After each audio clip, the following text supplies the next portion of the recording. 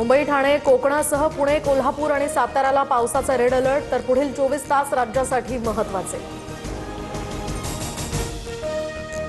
नागरिकांनी प्रवास टाळा, अत्यावश्यक असेल तरच घराबाहेर पडा।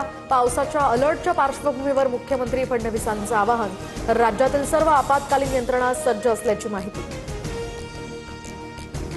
नाशिकमधील रेड अलर्टमुळे शाळा आणि महाविद्यालयांना सुट्टी जाहीर। आठवडी बाजारांसह त्र्यंबकेश्वर देवस्थान, सप्तशृंगी गड सुद्धा बंद राहणार।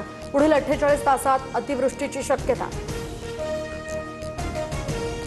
मिसिंग लिंकच्या एंट्री पॉइंट जवळ दरड कोसळली, युद्धपातळीवर दरड हटवण्याचं काम सुरू। पुण्याहून मुंबईकडे येणारी वाहतूक पूर्णपणे ठप्प, तर मुंबईहून पुण्याकडे जाणारी वाहतूक मात्र सुरळीत।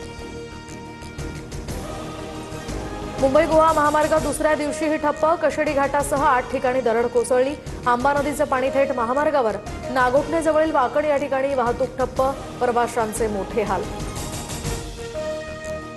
पुण्याच्या मावळमधील पाटण गावात घरावर दरड कोसळली, दुर्घटनेमध्ये 3घांचा मृत्यू, तर 23 जणांना वाचवण्यात प्रशासनाला यश।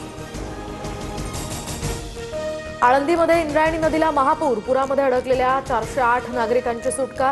पालखी सोहळ्यासाठी आळंदीमध्ये येऊ नका, वारकऱ्यांनी आळंदीऐवजी पुण्यातच थांबावं, मुख्यमंत्र्यांसह देवस्थानकडून आवाहन।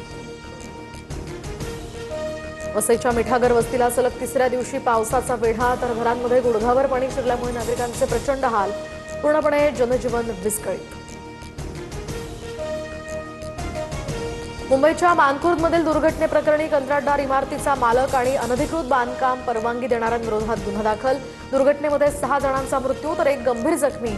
मृतांच्या वारसांना प्रत्येकी 5 लाखांची आर्थिक मदत। अयोध्येतील राम मंदिर देणगी गैरव्यवहार आणि दानचोरी प्रकरणी आता ट्रस्टचे सरचिटणीस चंपतराय आणि अनिल मिश्रा यांचा राजीनामा मंजूर। ट्रस्टच्या बैठकीमध्ये दोघांनाही प्रवेश नाकारला।